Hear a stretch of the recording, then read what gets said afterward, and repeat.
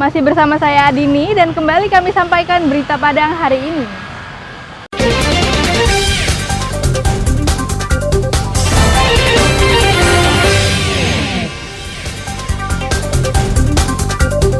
Harga sembako di pasar tradisional Simpang 4 merangkak naik. Mak-mak mengontrak rumah khusus untuk merawat ratusan ekor kucing.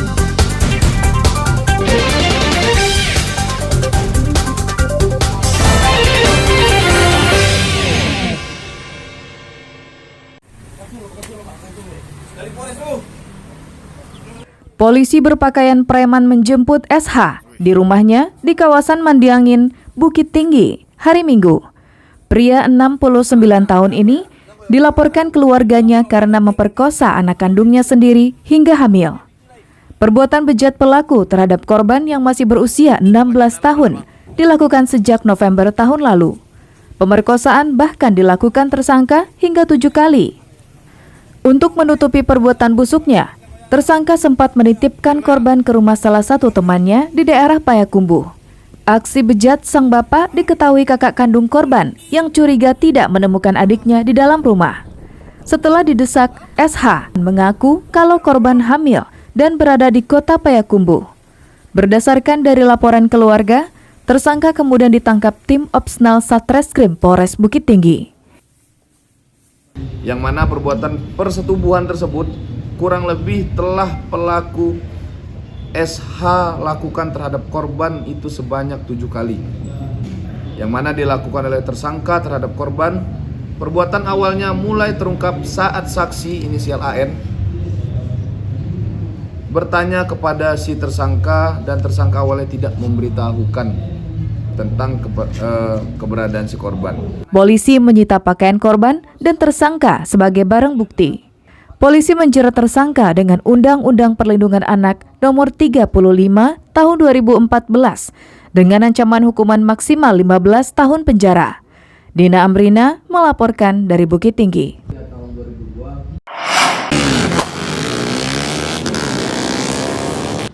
Anggota Satreskrim Polresta Padang terpaksa mengeluarkan tembakan peringatan untuk membubarkan balap liar yang terjadi di salah satu jalan protokol Padang pada Selasa dini hari. Kegiatan ini merupakan kegiatan yang kesekian kalinya dilakukan polisi dalam bulan ini. Namun aksi balap liar tak pernah berhenti. Pelaku seperti kucing-kucingan dengan petugas. Saat mobil patroli melewati jalan itu, sontak para remaja menghentikan aksi balapnya dan kabur. Namun setelah itu, mereka kembali melaksanakan balap liar. Selasa dini hari, polisi sengaja melakukan tindakan tegas, melibatkan puluhan anggotanya. Mereka menangkap para pebalap liar dan menahan sepeda motornya. Remaja tanggung yang takut ditangkap polisi lari kocar-kacir. Mereka memacu motornya dengan kencang. Bahkan ada yang nekat menerobos kepungan polisi yang turun ke badan jalan. Beberapa remaja juga lari dengan melawan arus kendaraan agar tidak ditangkap polisi. Tindakan polisi ini berhasil menangkap belasan remaja pebalap liar. Polisi juga menahan puluhan sepeda motor yang ditinggal kabur pemiliknya. Tindakan tegas yang dilakukan polisi ini merupakan jawaban atas keluhan yang disampaikan warga dan pengguna jalan Khatib Sulaiman. Pasalnya, aksi balap liar di jalan itu berlangsung setiap malam dan berakhir saat subuh. Hari ini kita telah mengamankan pelaku balap liar yang di Khatib Sulaiman, di mana yang telah ini mengganggu ketentraman masyarakat kita untuk di jalan raya. Kita kerahkan anggota di sana, kemudian kita amankan sebanyak 44 unit ranmor roda 2. Kesalahannya trek-trekan di jalan raya sehingga mengganggu pengguna jalan lainnya.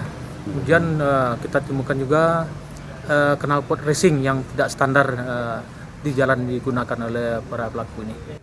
Remaja yang ditangkap polisi ditahan di Mapolresta Padang. Mereka baru diizinkan pulang setelah membuat surat perjanjian dan dijemput oleh orang tua masing-masing. Langkah ini ditempuh polisi agar para orang tua bisa mengawasi anak-anaknya dengan ketat. Sedangkan kendaraan yang ditahan polisi baru bisa diambil pemiliknya jika yang bersangkutan telah membayar sejumlah denda di Pengadilan Negeri Padang dan melengkapi kendaraannya dengan peralatan yang standar Alfi melaporkan dari Padang.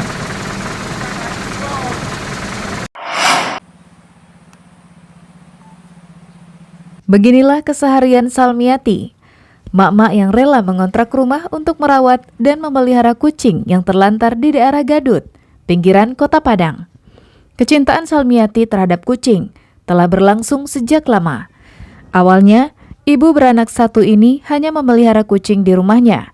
Lama-kelamaan, kucing itu berkembang dan rumah kecilnya tak mampu lagi menampung kucing-kucing tersebut. Tak kehilangan akal, Salmiati mengontrak sebuah rumah yang tak jauh dari tempat tinggalnya. Di rumah kontrakan tersebut, kucing-kucing ini dipelihara dan dirawat. Di rumah yang telah dikontrakan sejak 4 tahun lalu itu, Salmiati setiap hari memberi makan dan vitamin bagi kucing-kucing peliharaannya. Tak hanya itu, Salmiati juga mengobati kucing yang sakit. Selain kucing peliharaannya, Salmiati juga memelihara kucing liar yang tak terurus.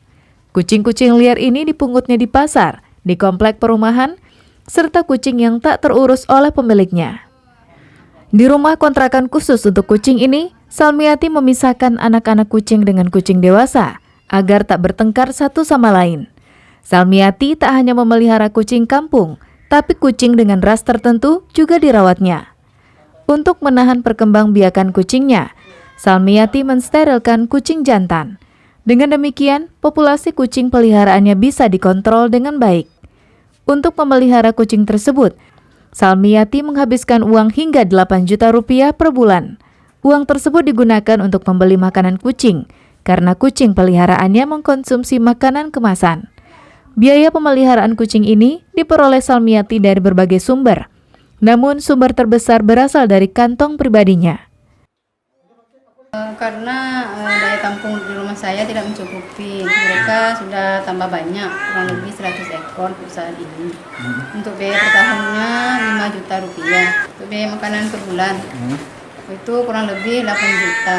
Dan ini lebih kurang 4 tahun. Bagi Salmiati, merawat kucing dilakukannya dengan ikhlas, karena kecintaannya pada kucing telah tumbuh sejak dirinya masih anak-anak. Alfi melaporkan dari Padang. Pemirsa, demikianlah perjumpaan kita dalam Berita Padang hari ini. Saya Adini dan tim redaksi yang bertugas pamit undur diri.